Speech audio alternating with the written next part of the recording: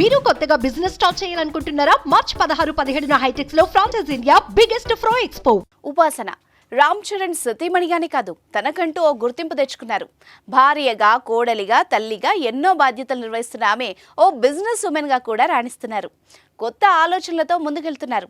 ఇటీవలే అత్తమ్మ kitchen start చేసి ఫుడ్ రంగంలోకి అడుగుపెట్టారు.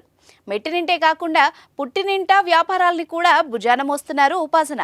అపోలో హాస్పిటల్ వ్యవహారాలని దగ్గరుండి చూసుకుంటున్నారు. ఆ క్రమంలోనే తాజాగా ఆమె యూపీ సీఎం యోగి ఆదిత్యనాథ్తో భేటీ అయ్యారు.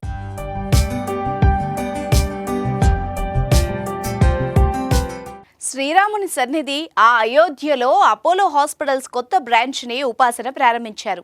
అపోలో ఫౌండర్ తన తాతగారైన ప్రతాప్ రెడ్డితో కలిసి ఈ కార్యక్రమాన్ని నిర్వహించారు. అలాగే యూపీ సీఎం యోగి ఆదిత్యనాథ్ని కూడా కలిసి యూపీలో అపోలో సర్వీస్ లాంచ్ గురించి తెలియజేశారు.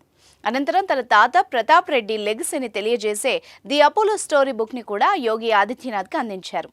అయోధ్యలో ఉన్నత స్థాయి వైద్య సేవలు అందించడం కోసం అపోలో హాస్పిటల్ని ప్రారంభించడంపై సీఎం ఆదిత్యనాథ్ హర్షం వ్యక్తం చేశారు. ఉపాసన, ప్రతాప్ రెడ్డిలకు అభినందనలు తెలిపారు. అయోధ్యలో రాముడి ప్రాణ ప్రతిష్టని రామ్ చరణ్ మరియు అత్తమామలు చిరంజీవి, సురేఖతో కలిసి దర్శించుకున్న ఉపాసన తాజాగా తన తాతయ్య, నానమ్మలతో పాటు ఇతర కుటుంబ సభ్యులతో అయోధ్య రామునికి పూజలు చేశారు.